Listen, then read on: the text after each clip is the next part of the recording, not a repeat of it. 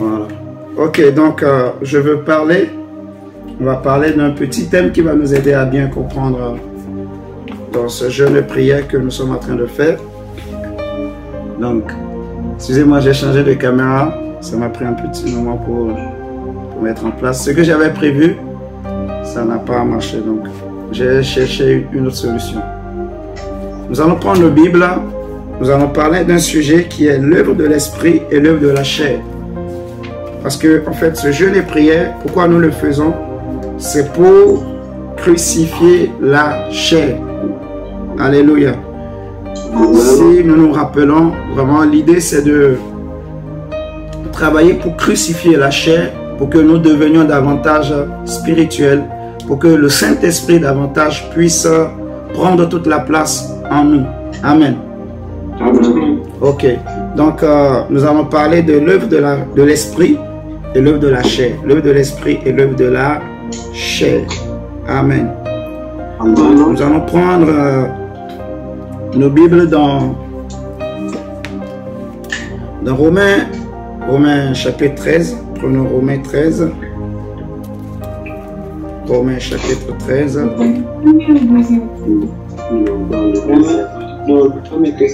Le deuxième testament. Après, Romains 13.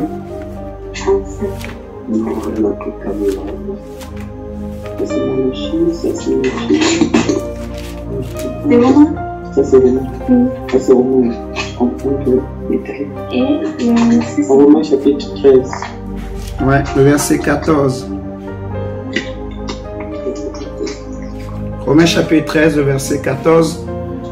Ce verset nous dit que « Mais revêtez-vous du Seigneur Jésus-Christ et n'ayez point soin de la chair pour en satisfaire les convoitises. » Donc, on voit que la Bible nous dit clairement, en fait, revêtez-vous du Seigneur Jésus-Christ, autrement dit de l'Esprit, parce que le Seigneur Jésus-Christ, pour nous aujourd'hui, c'est l'Esprit. Vous voyez? La Bible dit dans 2 Corinthiens chapitre 3 que « Oh, le Seigneur, c'est l'Esprit ». 2 Corinthiens 3. 2 Corinthiens 3, le verset 17. 2 Corinthiens chapitre 3. On peut même lire du verset 15 au verset 18. 2 Corinthiens 3, verset 15 à 18. Il est écrit: jusqu'à ce jour, quand on lit Moïse, un voile est jeté sur le cœur. Mais lorsque les cœurs se convertissent au Seigneur, ici, quand on parle du Seigneur, on veut parler de Jésus-Christ. On est tous d'accord. Oui. Voilà. Donc, on dit, jusqu'à ce jour, quand on lit Moïse, un voile est jeté sur le cœur. Mais lorsque les cœurs se convertissent au Seigneur, le voile est ôté.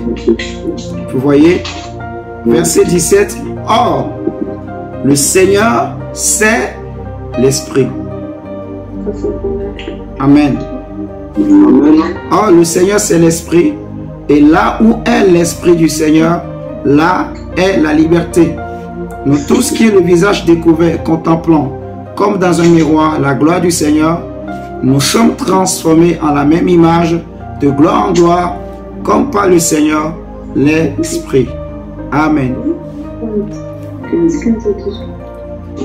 Amen. Donc, on comprend par là que, en fait, lorsqu'on parle du Seigneur, on veut parler de l'Esprit. Amen. Amen. Et on a lu dans Romains 14 que la Bible nous dit de nous revêtir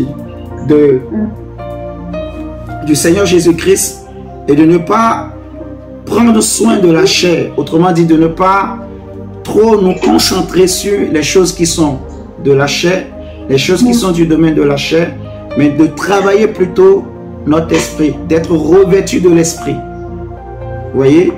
Je répète encore dans le verset 14 du chapitre 13 de Romains, on nous dit: revêtez-vous du Seigneur Jésus-Christ. On peut dire autrement, revêtez-vous de l'esprit et n'ayez point soin de la chair pour en satisfaire les convoitises de la chair, les désirs de la chair. Vous voyez, les volontés de la chair, les objectifs de la chair, les choix de la chair, en fait. Et c'est pour ça que nous voulons faire ce message, pour parler de l'œuvre de l'esprit et aussi l'œuvre de la chair. Alléluia. Mon frère, ma soeur, lorsqu'on parle des œuvres de la chair, beaucoup de chrétiens, ils pensent qu'on veut parler tout de suite du corps physique. On avait déjà fait un enseignement sur ça pour expliquer que ça n'a rien à voir. Ici, quand on parle de la chair, on veut parler du vieil homme. Vous voyez? Si on se rappelle de Galates 5, 17, on nous dit que oh, les œuvres de la chair, ce sont, on a cité plein de choses, on va le prendre, c'est pas un souci. Galates 5, verset 17. On va nous présenter les œuvres de la chair. On veut parler de l'œuvre de l'esprit et l'œuvre de la chair. L'œuvre de l'esprit, l'œuvre de la chair.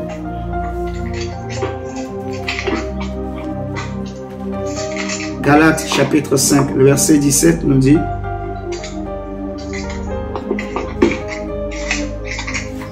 Galates chapitre 5, le verset 17, on nous dit: car la chair a des désirs contraires à ceux de l'esprit. Vous voyez? On est en train de parler de l'œuvre de l'esprit et l'œuvre de la chair. Donc, on a pris un premier test dans Romains 13, 14 qui nous montre que la parole de Dieu nous demande de ne pas nous revêtir de la chair, mais plutôt de l'esprit. En tant que chrétiens aujourd'hui, nous devons être revêtus de l'esprit. L'esprit doit être comme un vêtement, un manteau pour nous, en fait, qui nous couvre. C'est une façon de dire qui est derrière toutes nos actions, les choix que nous faisons souvent. Donc, on nous dit dans Galates 5, 17 que la chair a des désirs contraires à ceux de l'esprit.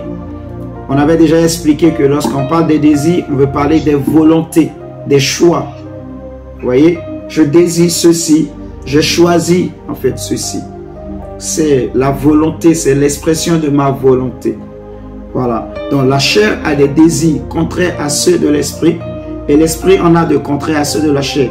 Ils sont opposés entre eux afin que vous ne fassiez point ce que vous voudriez. C'est fort. Ils sont opposés entre eux afin que vous ne fassiez point ce que vous voudriez.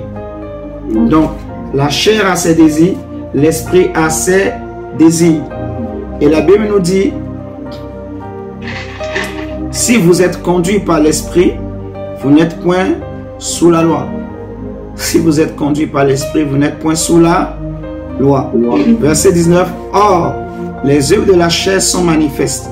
Ce sont l'impudicité, l'impureté, la dissolution, l'idolâtrie, la magie, vous voyez, les inimitiés, les querelles, les jalousies, les animosités, les disputes, les divisions, les sectes, l'envie, l'ivrognerie, les excès de table et les choses semblables. Je peux déjà m'arrêter là.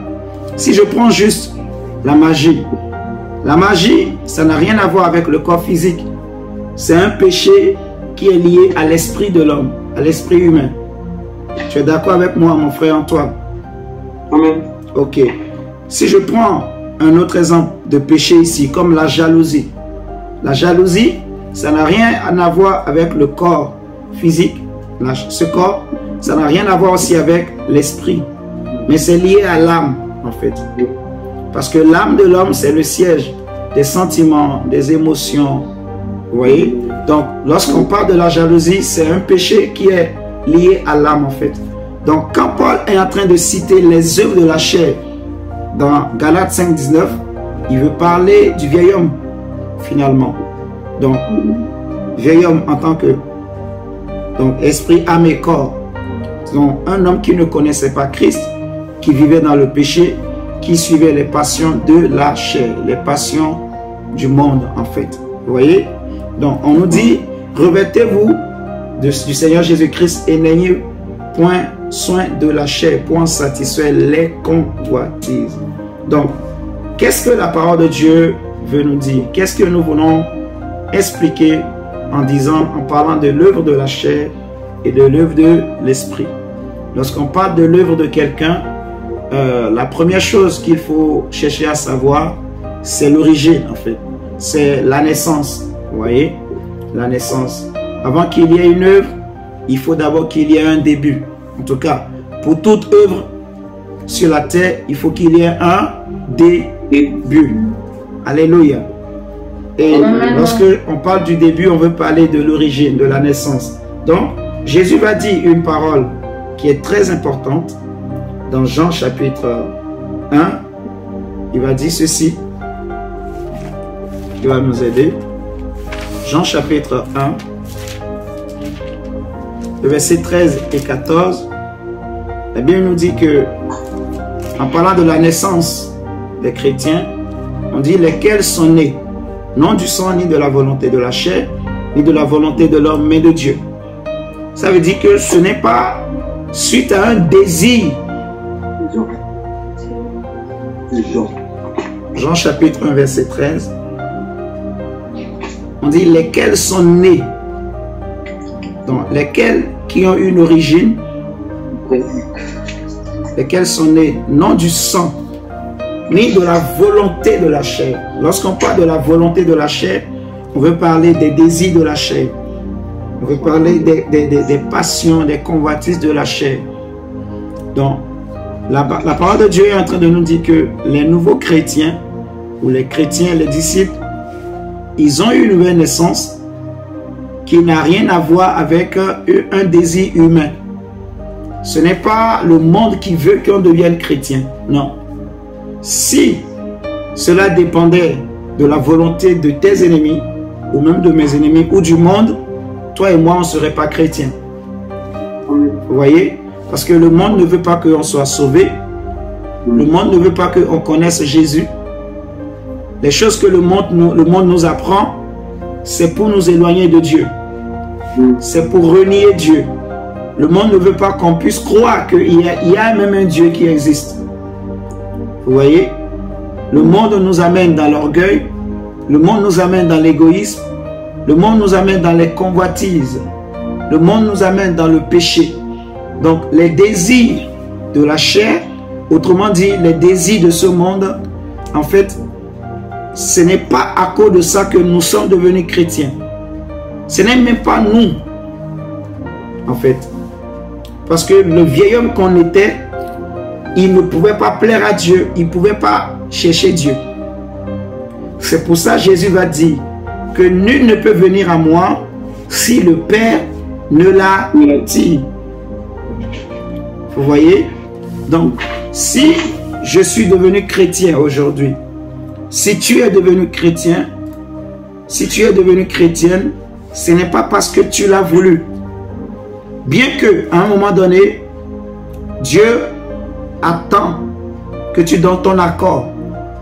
Mais si ton cœur a été touché et que tu as pris la résolution et que tu as compris que la vie que je mène, elle n'est pas bonne, il faut que je change de camp, que je change de côté, ce n'est pas ta volonté.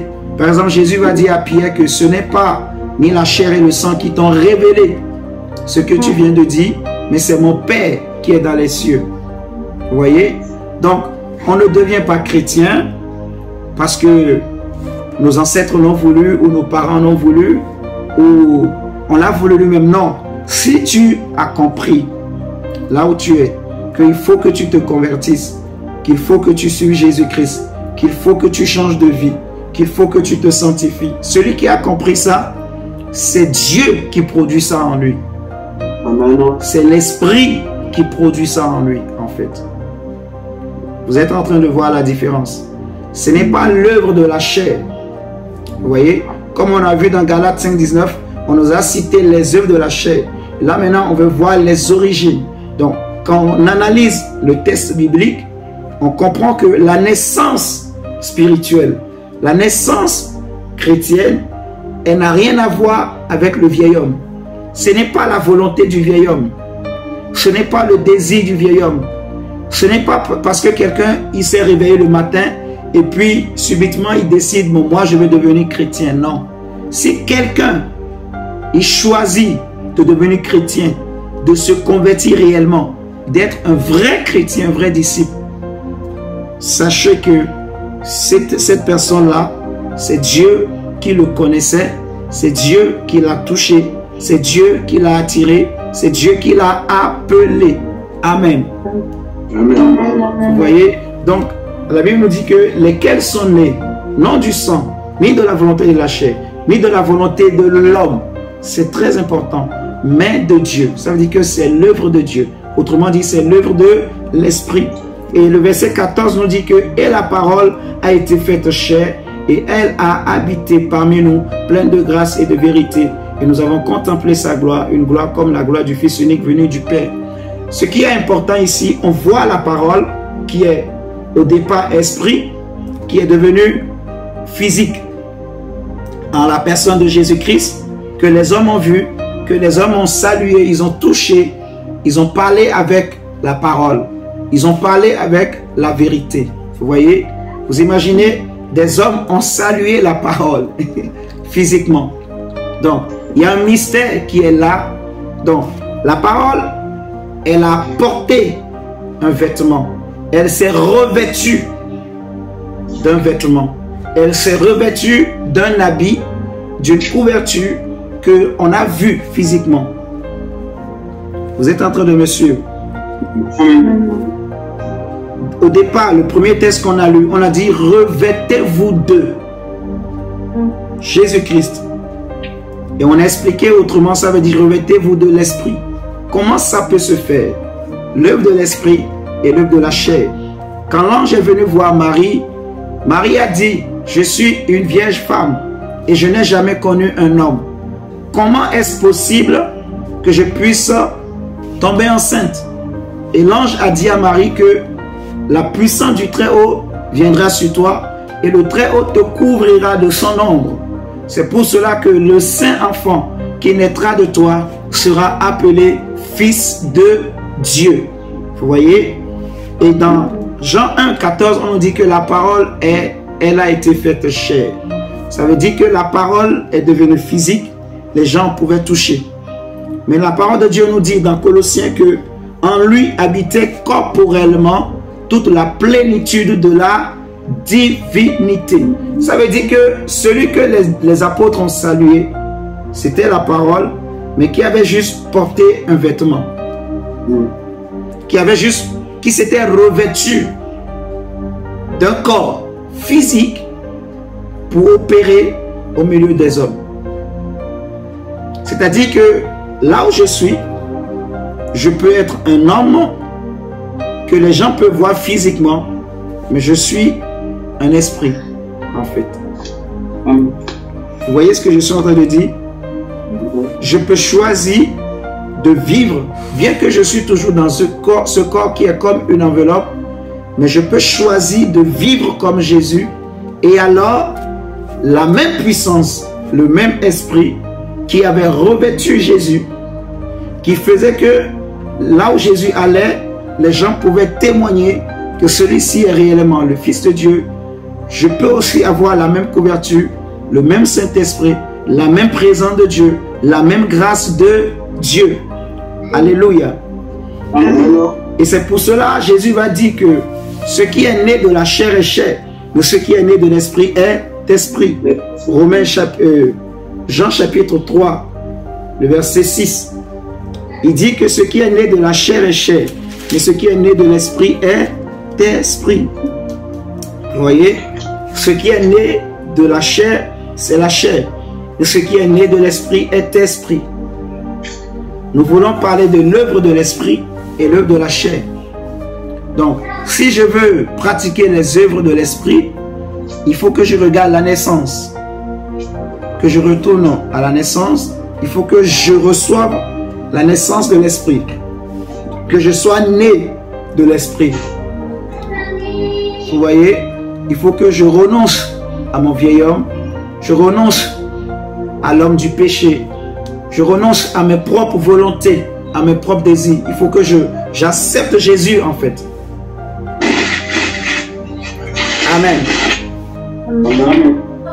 Regardez, dans Jean chapitre 6, ce que le Seigneur dit. Jean 6, 63. Jean 6, 63, Jésus dit que c'est l'esprit qui vivifie, la chair ne sait de rien. C'est l'esprit qui vivifie, la chair ne sait de rien. Donc, premièrement, un deuxième point que nous pouvons retenir, c'est que bon, si on veut parler du rôle de l'esprit et de la chair, on va dire que l'esprit donne la vie. L'esprit vivifie. Mais la chair, elle ne peut pas donner la vie. Vous voyez? Quelqu'un peut avoir tout l'argent du monde. Il peut goûter à tous les plaisirs de ce monde. Il peut avoir la plus belle maison. Il peut être l'homme le plus beau. Il peut être la femme la plus belle du monde. Vous voyez? Mais s'il meurt, qu'est-ce qu'il va gagner en retour? C'est la poussière, c'est les ténèbres, c'est l'enfer. Vous voyez? S'il meurt sans Jésus. Regardez Michael Jackson. Regardez Hitler. C'est des personnes qui ont travaillé pour la chair. Ils ont reçu une naissance charnelle et ils ont développé ce côté-là. Vous voyez? Ils ont nourri la chair. La chair leur a donné des plaisirs. Les plaisirs du péché. Les plaisirs de la chair. Les plaisirs de ce monde. Vous voyez? La gloire de ce monde, en fait. L'honneur de ce monde. Les hommages qu'on reçoit à cause de ce monde. Vous voyez? Donc, la chair peut te donner une gloire. La chair peut te donner des hommages. La chair peut te donner des plaisirs.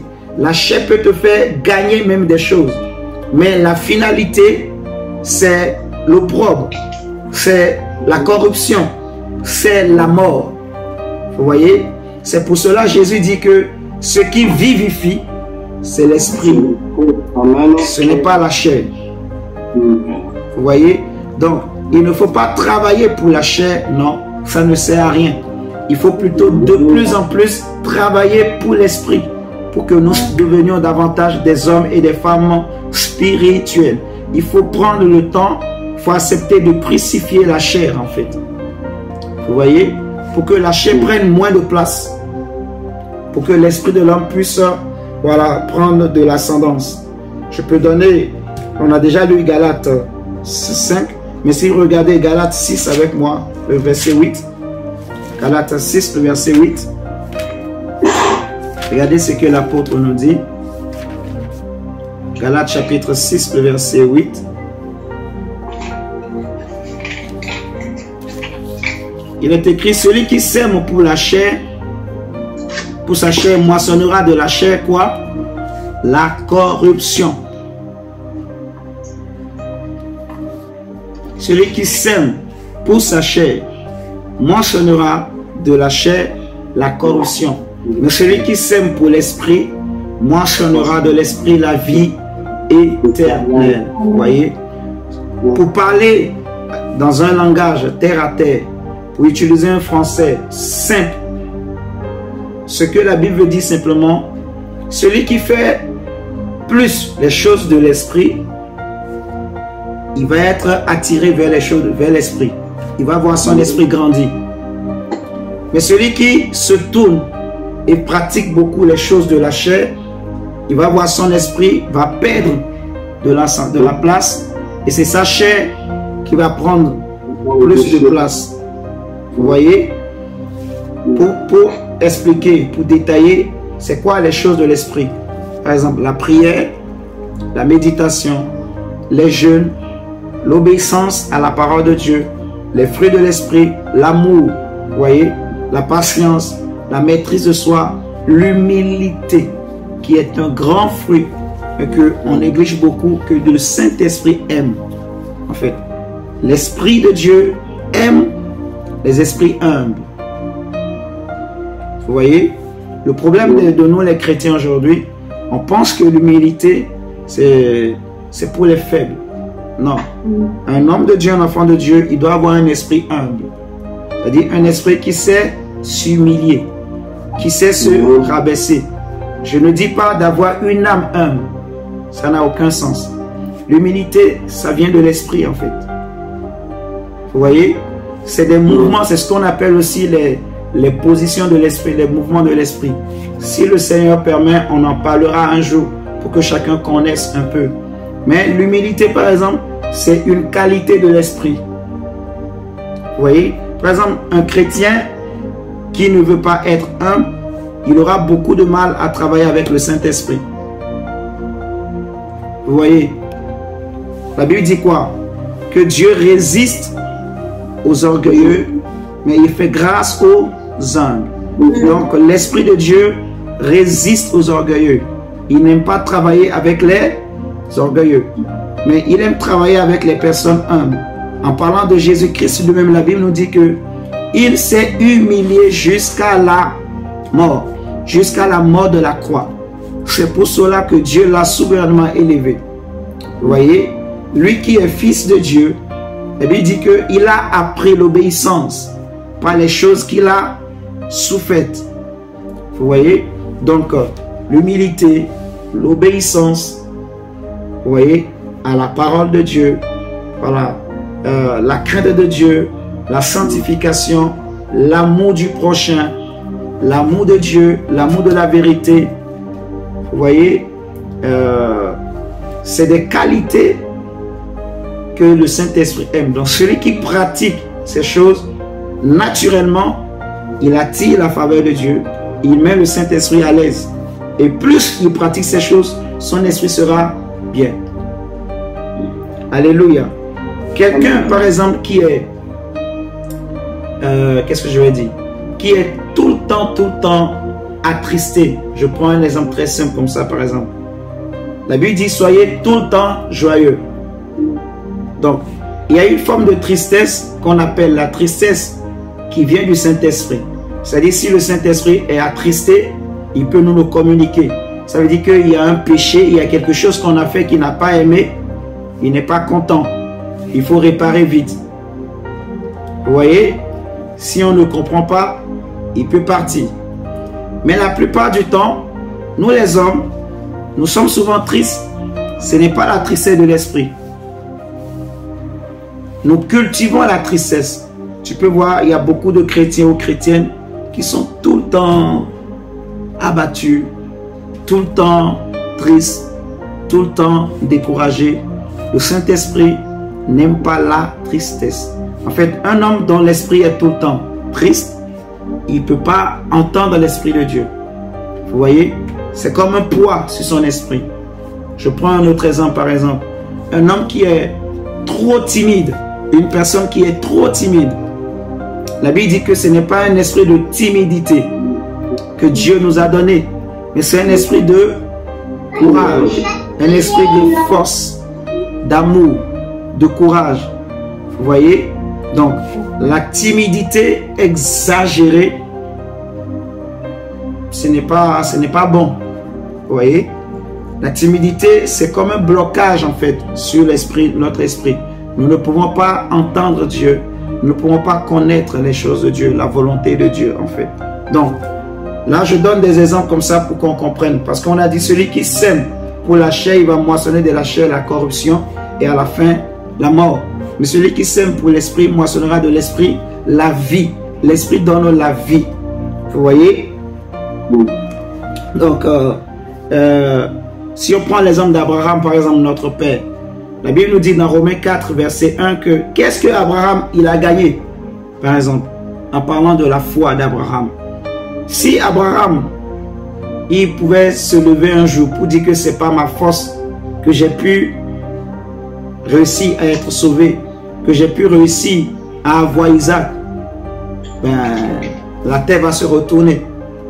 Vous voyez, si Abraham a réussi à avoir Isaac, ce n'est pas parce qu'il était fort, ce n'est pas parce qu'il était un homme puissant, non.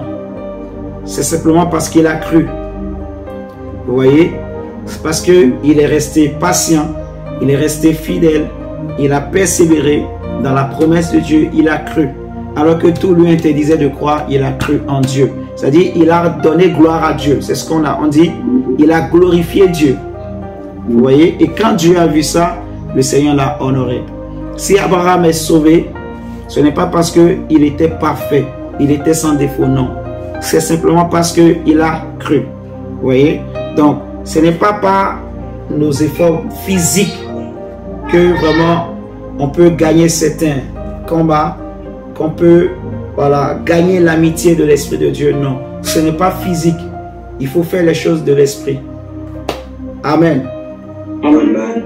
Je vais donner, on va parler, allez, prenons ce texte de Éphésiens 2, le verset 3. On va prendre deux, trois tests. Éphésiens 2, verset 3.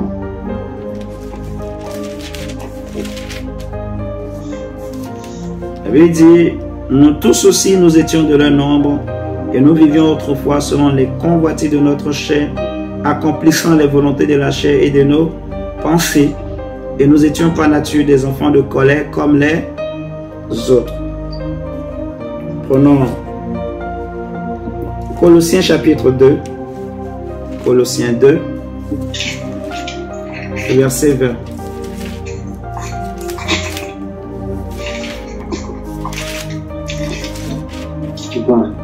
Colossiens 2, ouais, Colossiens chapitre 2, verset 20.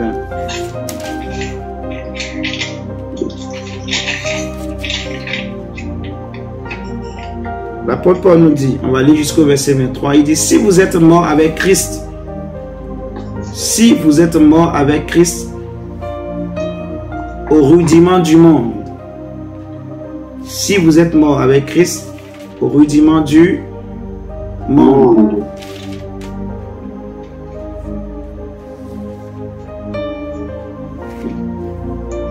je crois, attendez, excusez-moi. Ouais, c'est bien ça. Pourquoi, comme si vous viviez dans le monde, vous impose-t-on ces préceptes? Ne prends pas, ne goûte pas, ne touche pas. Préceptes qui tous deviennent pernicieux par l'abus et qui ne sont fondés que sur les ordonnances et les doctrines des hommes. Vous voyez? Préceptes qui tous deviennent pernicieux par l'abus et qui ne sont fondés que sur les ordonnances et les doctrines des hommes. On va d'abord s'arrêter sur ce verset-là. On dit, si vous êtes mort avec Christ, vous êtes mort à quoi? Au rudiment du monde. Parce que en passant par la croix, par le baptême, nous mourrons, le vieil homme meurt, mais nous mourrons aussi pour le monde. Vous voyez? En fait, quand on dit on meurt pour le péché, c'est que le péché ne peut plus dominer sur nous. Et c'est pareil aussi, nous mourrons pour le monde. Parce que celui qui parle du péché, il parle du monde, en fait. Là où le monde nous cherche, il ne peut plus nous trouver quand nous passons par le baptême. Vous voyez? Donc, la Bible nous dira dans Romains 6, donc, de nous regarder nous-mêmes comme étant morts au péché, morts pour le monde. Maintenant, Paul dit que si vous êtes morts au rudiment du monde, les rudiments du monde, c'est quoi? C'est les traditions de ce monde, les vieilles manières de vivre de nos ancêtres, vous voyez? Les coutumes de ce monde, les habitudes de ce monde, donc la manière de vivre, les mentalités de ce monde. Donc, comme on avait vu hier, par exemple, suivant la nationalité, suivant l'origine physique qu'on a, on a une façon de penser, on a une façon de réfléchir, on a une façon de raisonner, de voir les choses. Vous voyez, les Français, par exemple, ont leur façon de penser, les Congolais, ainsi de suite, les Béninois, ainsi de suite. Mais Paul dit, si vous êtes morts, pourquoi vous impose-t-on encore ces préceptes? Donc, ne prends pas, ne goûte pas, ne touche pas. Préceptes qui tous deviennent pernicieux par l'abus et qui ne sont point fondés sur les ordonnances que sur les ordonnances des hommes. Ils ont à l'avantage une apparence de sagesse en ce qu'ils indiquent un culte volontaire, de l'humilité et le mépris du corps. Mais ils sont sans aucun mérite et contribuent à la satisfaction de la chair. Je ne sais pas si vous avez déjà vu dans votre vie, il y a souvent une image qui circule. Parfois, c'est sur des photos, c'est sur des papiers ou même sur Internet où on dessine 3 singes. Il y en a un qui ferme les yeux, il y en a un qui ferme les oreilles, il y en a un qui ferme quoi encore là? La bouche. La bouche, voilà, merci mon frère Rudel. Donc, on dessine ces 3 singes pour dire quoi? Donc, il faut veiller sur ta bouche, il faut veiller sur tes oreilles, il faut veiller sur tes yeux. C'est bien. C'est une sagesse. Vous voyez? on peut se rapprocher même des anciens, ceux qu'on appelle les griots dans les villages. Donc, ils vont vous raconter des choses, ils vont vous donner des conseils, des sagesses, comment il faut vivre. C'est très bien, tout ça. Mais la Bible nous dit que ces choses, ils ont en apparence une forme de sagesse. Vous voyez? On voit même la religion aujourd'hui.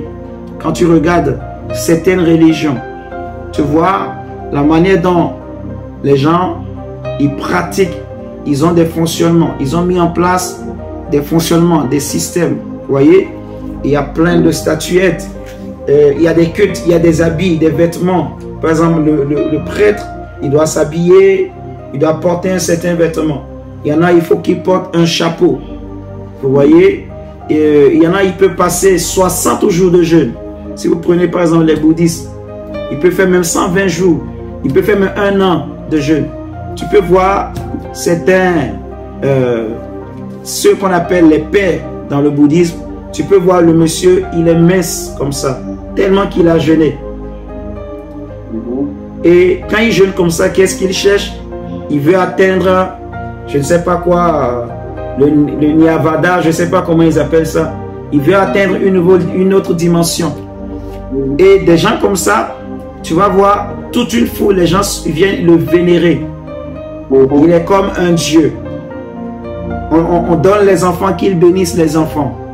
C'est qu'il a atteint, en fait, il a fait quelque chose que l'homme humain, humainement, ne peut pas faire. Jeûner par exemple un jour, je dis un jour, 1 an sans manger, c'est compliqué quoi. On est d'accord, c'est compliqué. Donc il a réussi à faire quelque chose, il a atteint une nouvelle dimension, il a ouvert une porte, ouais, il est rentré quelque part. Mais, donc pour l'homme, l'homme va croire qu'il a touché une spiritualité. C'est vrai, il a touché une spiritualité. Mais Dieu n'est pas dedans. C'est ce que Paul est en train de dire en fait. Parce que tout ça, en fait, ça ne fait pas grandir son esprit. Ça ne sort pas son esprit des ténèbres. Vous voyez, son esprit va s'ouvrir. Il va réussir à dominer les passions de son corps. Il va peut-être pas courir derrière les femmes. Il va peut-être pas courir, elle va peut-être pas courir derrière les hommes. Vous voyez? Mais laissez-lui manger encore un peu. Dès qu'il va manger un peu là, il va prendre un peu de force, il va convoiter. Des fois, il peut être maigre comme ça, mais il y aura des mauvaises pensées qui vont traverser sa tête. Vous voyez? Donc, bien que les gens, ils ont ces pratiques, les vêtements, les sacerdoces, les coutumes, les cérémonies, toutes ces choses qu'on a mis en place, on voit maintenant, il y a plusieurs religions que vous connaissez, que je n'ai même pas besoin de citer. Toutes ces pratiques qui sont dans ces religions-là. En apparence, il y a une forme de piété qui est derrière, vous voyez, mais ça n'a rien à voir avec Dieu, en gros. Vous voyez, Dieu n'est pas dans ces choses. Tout cela, ça favorise le corps. Parce que l'homme, c'est ce que même la philosophie nous enseigne. Mon frère, comment il s'appelle? Antoine qui fait la philosophie, il peut comprendre ce que je dis. Parce que la philosophie, aujourd'hui on parle de la psychanalyse, on parle de la sociologie, on essaie d'étudier l'âme de l'homme, on essaie d'étudier l'esprit de l'homme. On veut pouvoir comprendre les fous, par exemple. On veut pouvoir comprendre, voilà, pourquoi quelqu'un est fou, et on veut pouvoir le traiter par la médecine, vous voyez? Parce qu'on pense que c'est un neurone qui est cassé quelque part. C'est un neurone où il n'y a plus le courant qui passe. Donc, on veut voir comment on peut réparer pour que la personne soit guérie. Alors que ça n'a rien à voir, en fait. Vous voyez? Donc, la psychanalyse, c'est bien. Ça peut aider pour ouvrir l'intelligence, ouvrir l'esprit de l'homme. Mais ça ne sauve pas, en fait. Vous voyez? L'homme, il essaie d'étudier tous les moyens possibles pour être quelqu'un de bien. En gros, pour parler bien. C'est ça en fait. Parce que l'homme sait que le mal n'est pas bien. La société elle-même nous l'enseigne. Vous voyez? Donc les hommes essaient de mettre en place beaucoup de systèmes pour que les hommes soient des hommes bien. Des femmes bien. Une bonne femme. Un bel homme. Mais nous voyons quand même, cette société n'empêche pas de pécher. Elle va te dire que la masturbation est bien. Elle va te dire que telle ou telle chose est bien. Vous voyez? Donc, ça a en apparence une forme de piété, mais ça satisfait toujours la chair. Si vous analysez bien, vous allez voir, c'est toujours la chair qui est favorisée. Ce n'est pas parce qu'on est en train de jeûner maintenant que ça veut dire que Dieu va nous agréer. Ce n'est pas le jeûne qui fera que Dieu va nous agréer. Vous voyez ce que je dis? C'est premièrement l'attitude de notre cœur, la disposition du cœur. Ce n'est pas parce que on va faire 7 jours de jeûne ou 20 jours de jeûne que ça veut dire qu'on va devenir meilleur. Non, ça n'a rien à voir. Si on jeûne, mais qu'on n'a pas changé de cœur, vous voyez, si on jeûne et on ne se répand pas, ça va être comme une grève de faim. On ne sera pas différent des bouddhistes. Comme je disais tout à l'heure, les bouddhistes jeûnent plus que nous, hein. Il faut le savoir. Ils jeûnent beaucoup. Et c'est devenu même maintenant une science. La médecine même conseille ça. Il y a même des médecines qui conseillent maintenant dans les entreprises aux gens, pour traiter le corps, pour traiter certaines maladies, il faut jeûner. Il y a même des sociétés maintenant qui sont spécialisées, qui proposent 3 jours de jeûne, 3, 4 jours, 7 jours de jeûne. Donc on te suit. Il y a des hôpitaux comme ça, on vous met là. Si tu es trop fatigué, trop stressé, on te dit viens, tu fais 7 jours de jeûne. Quand tu sors, effectivement, tu te sens bien, tu te sens léger. Et c'est vrai, ça va aider ton esprit. Mais ça ne va pas délivrer ton esprit du péché, en fait. Ça ne va pas faire que Dieu va agréer ton esprit, ou ton âme, ou ton corps. Non. En fait, le jeûne, ça va aider. Mais ce n'est pas le jeûne qui fait la chose. Il faut que nous-mêmes, on change de cœur. Il faut qu'on se répand. Mon frère Wilder, tu m'entends? Amen. Donc, il faut le changement du cœur. Il faut pratiquer les désirs de l'esprit. Il faut pratiquer les œuvres de l'esprit. Si nous regardons dans 2 Corinthiens chapitre 10, par exemple,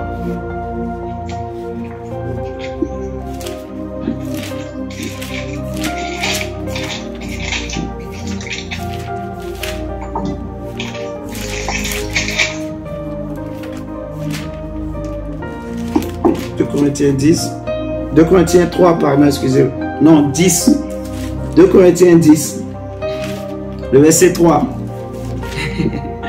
2 Corinthiens 10, le verset 3, j'aime beaucoup ce verset. Paul dit, si nous marchons dans la chair, nous ne combattons pas selon la chair. Donc, il est en train de parler du combat. Nous ne combattons pas selon la chair. Alléluia. Donc il y a 3 choses. On a parlé de l'origine ou de la naissance, en parlant de l'œuvre, de l'esprit, de la chair. Ce n'est pas les mêmes origines, ce n'est pas les mêmes naissances. Vous voyez? Par exemple, tous ceux qui sont chrétiens, ils ont 2 naissances. On a la naissance selon la chair, qui est l'ancienne naissance, et on a la nouvelle naissance, qui est selon l'esprit, en Jésus-Christ. Vous voyez? Mais ceux qui ne sont pas chrétiens, eux, ils ont connu une seule naissance, que ce soit les bouddhistes et tout le reste. Vous voyez? Maintenant, on a parlé aussi du rôle de l'esprit et de la chair. On a montré que l'esprit, c'est la vie. Mais la chair, c'est la corruption, c'est la mort. Vous voyez? C'est les ténèbres. Ça ne donne rien, l'esprit, en fait. Quelqu'un peut avoir tout l'argent, tout l'or du monde. Il peut jeûner, il peut faire 40 jours de jeûne. Ce n'est pas ça, en fait, qui fera la différence. D'ailleurs même, on va lire un texte tout à l'heure qui parle du vrai jeûne que Dieu agrée. Donc, on a parlé du rôle de l'esprit et du rôle aussi de la chair. Qu'est-ce que la chair apporte? Qu'est-ce que l'esprit nous apporte? Vous voyez? La Bible nous dit que celui qui sème pour la chair, il moissonne la corruption. Donc, qu'est-ce que je pratique? C'est ça qui va m'aider. Cette semaine, nous allons travailler, prier que le Seigneur nous aide pour pratiquer ce que l'Esprit de Dieu aime. Vous voyez? Donc, on veut prier, passer du temps dans la prière avec le Seigneur. C'est des choses que le Saint-Esprit aime. On veut jeûner pour crucifier la chair, pour que notre esprit prenne de l'ascendance. Vous voyez? Et je crois, j'ai la foi que au bout de quelques jours, d'ici la fin de la semaine, chacun se sentira mieux après ce temps de jeûne. Nous allons prendre des forces, des vitamines spirituelles, des muscles spirituels. On va enlever un peu de graisse. On va enlever un peu de graisse spirituelle. On va enlever un peu tous ces fardeaux là, tous ces charges, toutes ces choses qui nous rendent lourds des fois. On va se décharger de tout ça et on deviendra plus léger, mon frère Rudel. Même physiquement. Même physiquement, ouais, mon Dieu, tu as raison. Donc physiquement aussi, ça va aider pour enlever un peu les ventres, les graisses des ventres, tout ça. Pas besoin de faire de sport cette semaine. Amen.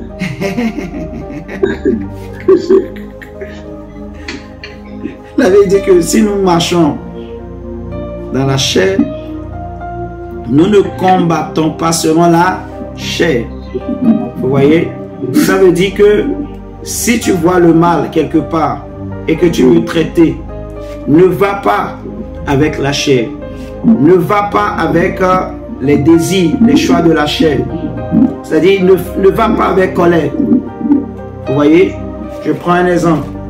Si ton patron, il te fait mal, il te parle mal, il te maltraite, des choses comme ça, ne va pas lui parler avec colère.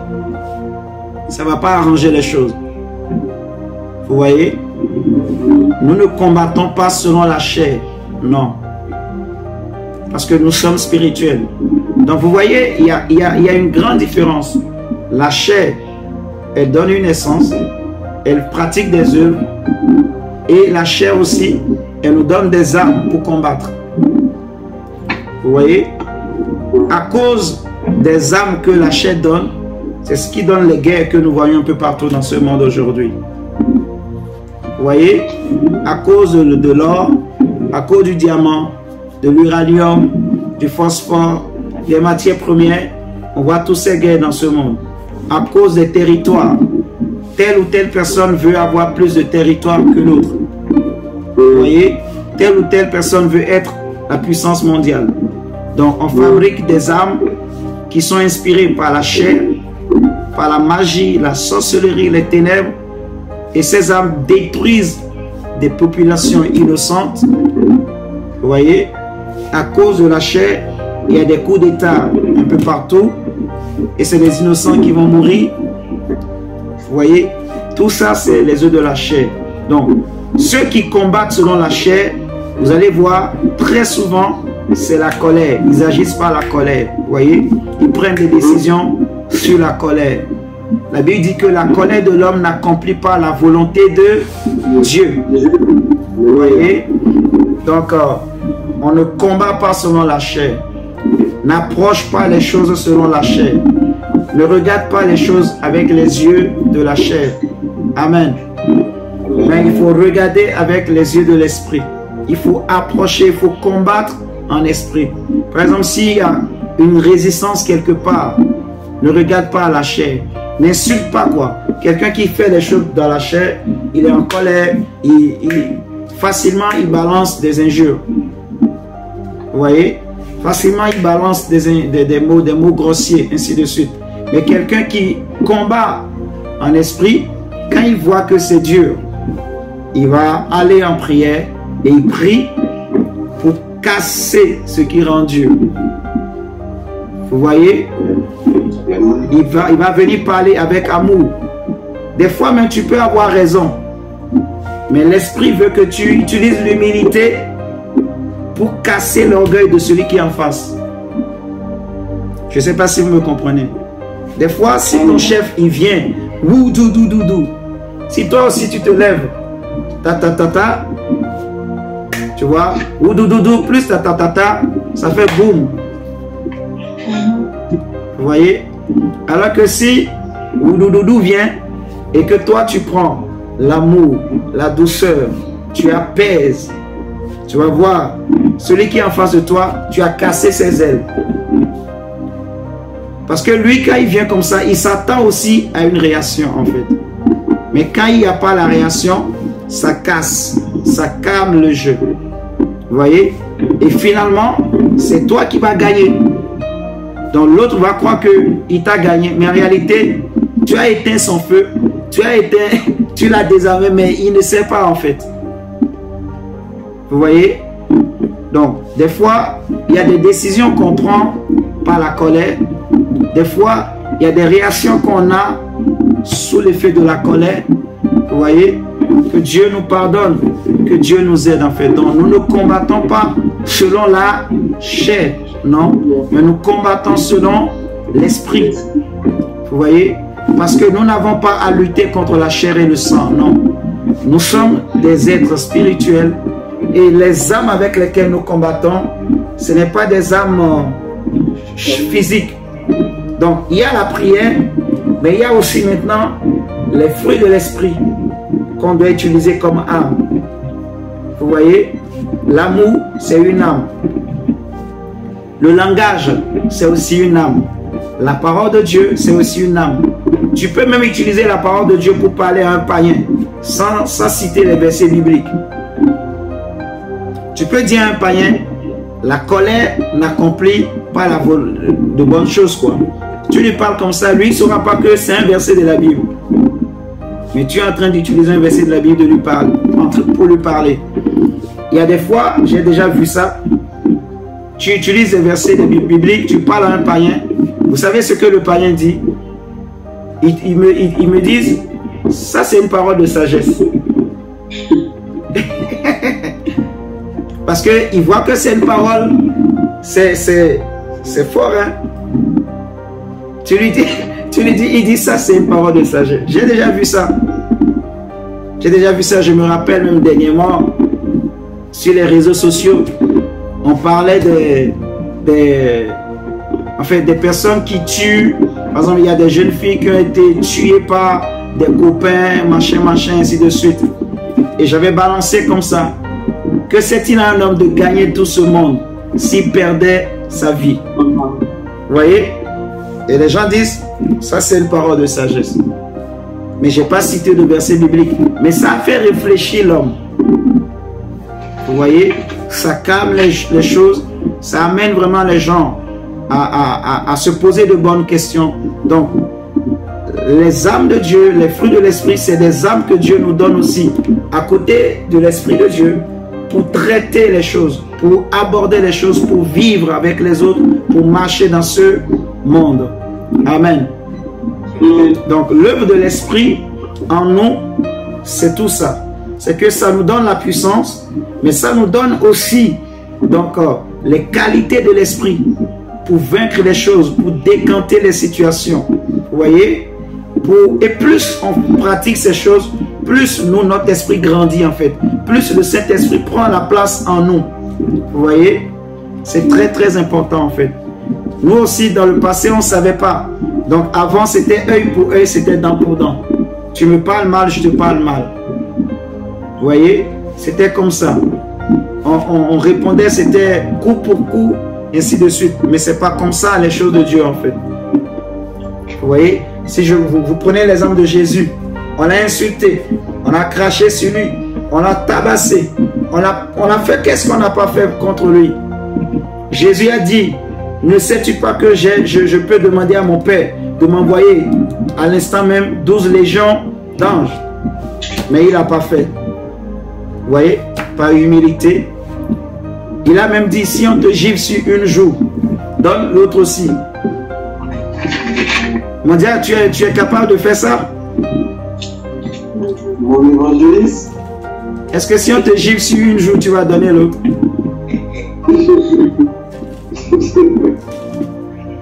Hein? Mes chers amis, c'est compliqué. Hein? Les âmes avec lesquelles nous combattons ne sont pas charnelles. Oui.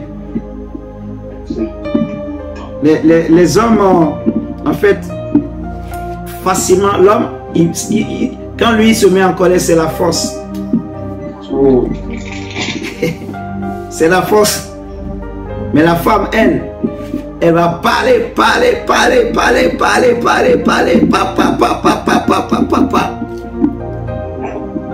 La femme parle, mon ami. La femme, elle parle. Je suis en train de prêcher la parole de Dieu. Amen, amen, amen. C'est la vérité. Elle parle. Elle parle. Papa. Vous voyez? Mais la Bible nous dit, ce n'est pas la colère. Ce n'est pas la bouche qui parle. Beaucoup ne manquent pas de péché, en fait. Vous voyez? Parce que nous ne combattons pas avec des âmes charnelles, en fait.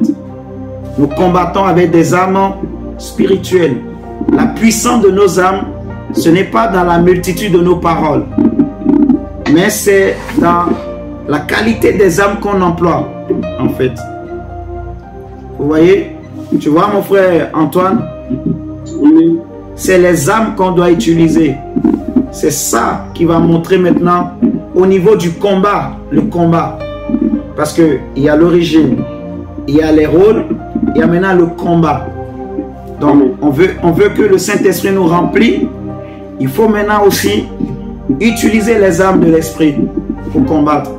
S'exercer, en fait, il faut s'exercer. C'est un exercice quotidien, tous les jours. Vous voyez? Ce n'est pas que j'utilise aujourd'hui et demain, je mets de côté et je change d'arme. Non. C'est un exercice de tout le temps qu'il faut faire. Par la grâce de Dieu, par le Saint-Esprit, nous devons nous exercer tous les jours, chacun de nous, autour de nous, à utiliser les armes de Dieu. Il n'y a pas que seulement j'envoie le feu, j'envoie le feu, j'envoie le feu, j'envoie le feu. Non. Vous voyez? Il faut maintenant pratiquer les armes de l'Esprit. Vous voyez? Ce verset est très important. Si nous marchons dans la chair, nous ne combattons pas selon la chair. Nous n'utilisons pas les armes charnelles. Parce que regardez, si vous regardez le verset 4, il dit car les armes avec lesquelles nous combattons ne sont pas charnelles. C'est clair. Vous voyez? Mais elles sont puissantes par la vertu de Dieu pour renverser les forteresses. Donc si nous voulons renverser les forteresses et que nous utilisons la colère, nous utilisons les injures, ça ne va pas renverser les forteresses. Vous voyez ce que je suis en train de dire?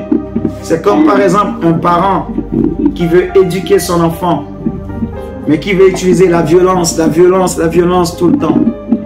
À un moment donné, l'enfant va faire semblant qu'il a compris. Parce qu'il est fatigué de recevoir les coups. Vous voyez, il fera semblant qu'il a compris, mais il n'a rien compris. Et le pire, il va garder rancune dans son cœur contre ses parents. Vous voyez? Donc, il y en a beaucoup d'Africains qui ont grandi avec des rancunes dans le cœur en se disant quand je vais grandir, je vais me venger. Je vais me venger de mon grand frère. Je vais me venger de ma grande soeur. Parce qu'ils m'ont trop tapé. Il y en a beaucoup comme ça, en fait. Mais gloire à Dieu en grandissant, quand ils rencontrent le Seigneur, Dieu enlève. Il y a des enfants aujourd'hui qui ne veulent plus s'occuper de leurs parents. Pourquoi? À cause de ce que les parents ont semé dans l'enfance. L'enfant a fait semblant de devenir docile, comme s'il avait compris quelque chose, ce que les parents voulaient, mais il n'avait rien compris. C'était juste parce qu'il ne voulait plus les coups. Vous voyez? Donc la Bible dit, instruis l'enfant, corrige-le, c'est bien. Mais ce n'est pas la correction seulement. Il faut aussi la manière. Il faut utiliser les bonnes armes, quoi, en gros, en fait. Donc, c'est ce que le Seigneur m'a mis à cœur qu'on partage ce soir pour vraiment poser un peu les bases, qu'on comprenne qu'est-ce qu'on va travailler dans la semaine. On va travailler vraiment tous ces aspects-là, en fait, parce que j'insiste vraiment, nous jeûnons, et ce n'est pas les jeunes qui vont changer vraiment les choses, quoi. Nous voulons travailler, donc, les âmes de l'esprit, pour que nous soyons davantage remplis de l'Esprit de Dieu. Un enfant de Dieu qui est rempli du Saint-Esprit, c'est un homme doux, c'est une femme douce. Vous voyez, nous devons avoir un esprit doux, pas un esprit qui est tout le temps irrité, tout le temps en colère, tout le temps sur le qui-vive. Vous voyez, ça ne sert à rien, en fait. Ça ne sert à rien. Est-ce que quelqu'un m'a compris ce soir? Moi aussi, j'ai compris. Je crois que j'ai compris moi aussi. Parce que c'est nous tous qui sommes concernés. Amen. Donc, même ceux qui vont nous suivre sur Internet, parce que j'ai enregistré, on va le mettre sur la chaîne également pour partager avec d'autres personnes. Ceux qui n'ont pas pu se connecter peut-être ce soir. Mais il faut vraiment qu'on comprenne que l'œuvre de l'esprit, ce n'est pas l'œuvre de la chair. L'œuvre de la chair, ça mène la corruption. Ça ne nous donne pas de bonnes armes. Ça nous donne des armes qui, au lieu d'unir, de rassembler, de construire, détruit. Vous voyez, l'œuvre de la chair détruit. L'œuvre de la chair sépare. L'œuvre de la chair amène la corruption, amène la mort. Alors que l'œuvre de l'esprit construit. L'œuvre de l'esprit édifie. L'œuvre de l'esprit élève. Vous voyez, l'œuvre de l'esprit nous fait grandir, en fait. Jésus a dit, je suis venu afin que mes brebis aient la vie et la vie en abondance. Vous voyez? Donc, nous voulons renverser des forteresses. Nous voulons renverser des raisonnements. Nous voulons renverser des hauteurs. Nous voulons renverser des pensées qui se dressent contre la connaissance de Christ. Nous voulons renverser tout ce que l'ennemi met en place contre nous. Donc, n'oublions pas, nous avons aussi les armes de l'esprit à utiliser. Et quand on parle des armes de l'esprit, il n'y a pas que seulement l'autorité qu'il faut exercer. Il y a la pratique. Vous voyez, il y a des victoires que nous aurons. Ce n'est pas parce que nous avons beaucoup prié, mais ce sera parce que nous avons pratiqué quelque chose. Vous voyez ce que je dis? Il y a des terrains sur lesquels Dieu n'attend pas qu'on prie beaucoup. Ce que Dieu attend de nous, c'est l'action. Tu vois, mon frère Antoine, il y a des terrains, Dieu, ce qu'il veut de nous, c'est l'action, en fait. Comment on se comporte, comment on réagit, comment on fait les choses, en fait. Donc, nous allons prier le Seigneur pour dire, Seigneur, nous ne voulons pas l'œuvre de la chair dans nos vies. Nous ne voulons pas la corruption. Nous ne voulons pas la mort. Mais nous voulons l'œuvre de l'esprit. Nous voulons utiliser les armes de l'esprit que tu nous as données. Donc, l'amour, la douceur, la tempérance, la patience, l'humilité, la crainte de Dieu. Mon frère Rudel, tu m'entends ce soir? Nous voulons utiliser ces armes pour combattre les œuvres de la chair. Parce qu'il y a quelque chose que je n'ai peut-être pas précisé. Comme nous avons lu dans Galates 5, 17, en fait, les œuvres de la chair sont contraires aux œuvres de l'esprit. Donc, la Bible dit que c'est comme ça pour que vous ne fassiez pas ce que vous voulez. Et Paul va dire que si par l'esprit, regardez, on va lire ce texte. Parce que les œuvres de l'esprit nous permettent de détruire les œuvres de la chair. On va lire ce texte et on va prier.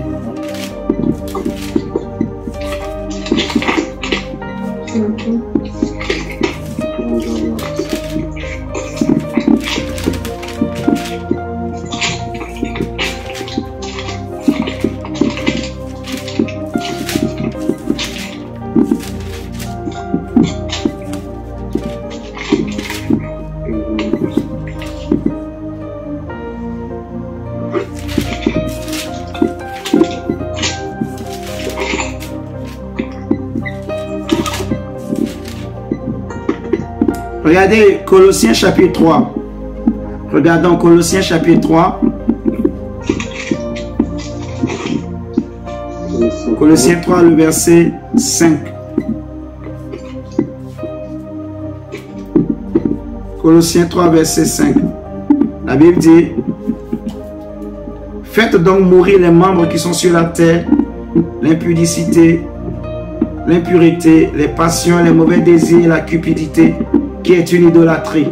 Vous voyez, si je prends Romains chapitre 6, regardez, je vais nous donner aussi ce texte. Si, par l'esprit, vous vivrez. C'est pas Romains 8, 13 évangéliste.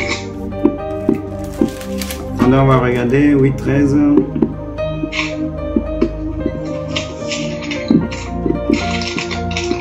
Ouais, c'est ça, Romains 8, 13. Merci, Écho. Merci, ma soeur. C'est Romains 8, verset 13. Romains 8, verset 13.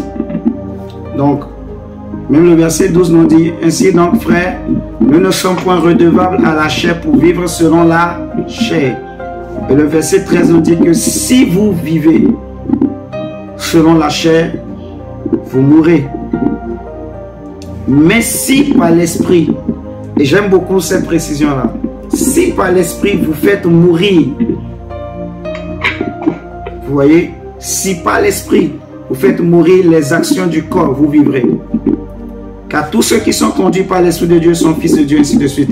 Donc si par l'esprit, c'est-à-dire que il y a des actions maintenant qu'il faut pratiquer en fait. Et c'est plus on pratique, on pose ces actions-là que donc les membres du vieil homme, les actions du corps vont être étouffées. Donc c'est comme une éducation maintenant, une rééducation en quelque sorte. On doit maintenant s'éduquer nous-mêmes en pratiquant, en ayant certaines pratiques, quoi. En changeant d'habitude, en changeant de coutume, en changeant de tradition, de façon de vivre. La pratique des choses de l'esprit doit devenir maintenant une coutume pour nous, une habitude, voilà, une façon de vivre en fait. Vous voyez? Et c'est pas l'esprit. Donc, plus, par exemple, on marche par l'amour, plus on pratique l'humilité, vous allez voir, l'orgueil va partir. Parce que le contraire de l'humilité, c'est quoi? C'est l'orgueil. Donc, plus quelqu'un il pratique l'humilité, à chaque fois qu'il est en face d'une situation où il sent que là, l'orgueil veut que j'agisse, mais il se ressaisit, il choisit de pratiquer l'humilité. Plus il le fait, vous allez voir, l'orgueil va partir. Lui, il n'aura plus de problèmes d'orgueil. Vous voyez? Plus là où la colère devrait se manifester, quelqu'un choisit d'exercer la douceur, la patience. Parce que la colère n'aime pas la patience. La colère veut que tu parles vite. La colère veut qu'on parle vite. Non. Mais si on choisit la douceur, vous allez voir, plus on pratique ces choses, plus en fait, on va être revêtu, on va être rempli. Ce qui nous remplit va se manifester en gros. Amen. Ok. On va élever la voix, on va rendre grâce à Dieu. On va prier le Seigneur, que le Seigneur nous aide à pratiquer donc les œuvres de l'esprit, à pratiquer, à mettre en pratique les œuvres de l'esprit au nom de Jésus. Élevons la voix et disons à Dieu, Seigneur, devant la colère, nous voulons être doux, nous voulons être patients. Devant l'orgueil, nous voulons être humbles. Seigneur, je veux être humble. Dis à Dieu, Seigneur, je ne suis pas encore arrivé. Dis, Seigneur, je te demande pardon. Seigneur, je te demande sincèrement pardon.